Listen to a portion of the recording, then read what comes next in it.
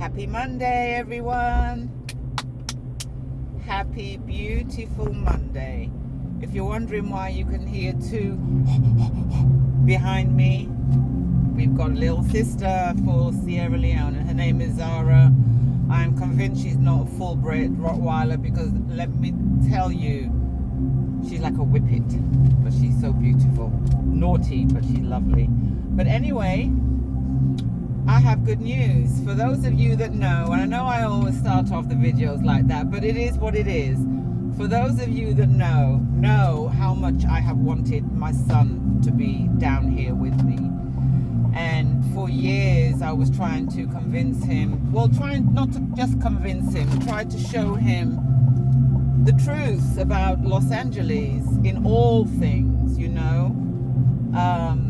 My son is gay, but I still hammer home about the LGBTQ agenda, especially in the liberal communities and everything else. There's nothing wrong with being gay, but you don't need to be part of a cult to be who you think you are. But so the time when he came down for Thanksgiving, that was when I told him about my global takeover with the Skin Girl. And it wasn't like, oh, I have an idea. I'm going to go and open up in Dubai and London and Singapore and all these lovely places. No. This was a 2-year in the making thing that I didn't tell a soul about. The only people that did know about my exit plan were my comrades in the Goldman Sachs business initiative class that I took that lasted for 6 months. So we were the only ones that knew about this. I had a couple of crash outs in that classroom with Goldman Sachs, to be honest. I felt way out of my depth in the beginning, and I made the biggest mistake because before I started the class, I didn't know how intense it was going to be. So beforehand, I purchased a $10,000 ticket to go to a conference in Miami, and it happened to take me away from one of the lessons, and it was the most important lesson that I needed. It was the money lesson. So I crashed out when I came back because I realized how much I missed and how important it was that I should have just forfeited the $10,000 instead of going. But anyway, God knows best.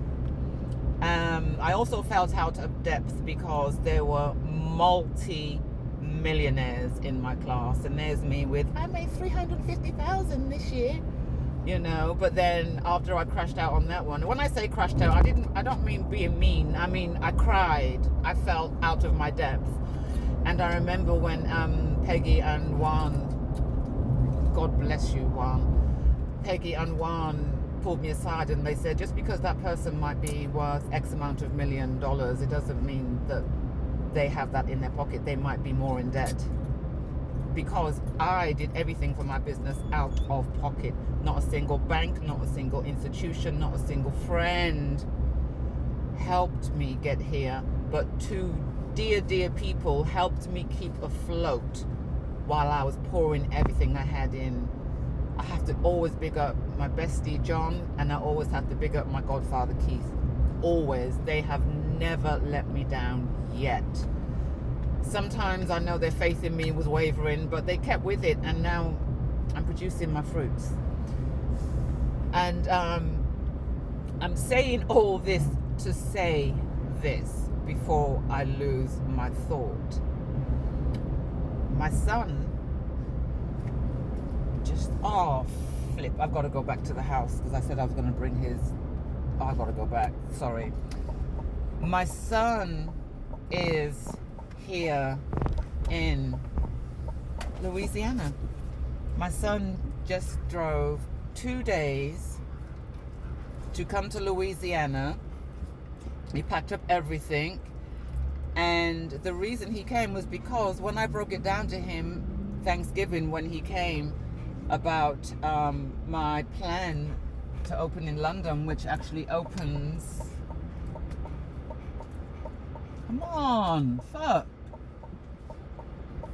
which actually opens June, end of June. And I told him the role I want to play because I will be opening in Dubai. Singapore has now been added to the list, so Singapore will come onto the list before Ghana. And he had faith.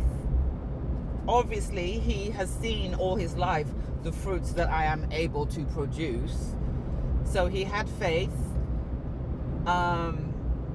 He packed up, and now he's now here. So I am overwhelmed with gratitude from God. Number one, because I've been begging God for over a year and a half, please let my son think it's his own idea that he's going to come down here. And while I gave God that prayer, I put in the works. I was just planting those little seeds in my son's head, telling him that, you know, I know you don't, you only like to come to Louisiana to visit me. You just come here for 6 months, regroup, help me so I can put you in position. And then he can choose whichever country he wants to go to run one of my locations. Okay?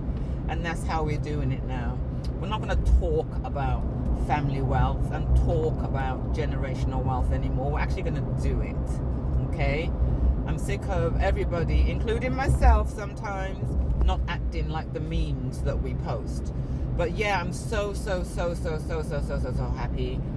Tomorrow I have an important first meeting with a marketing team. Thank you, Peggy. She did put forth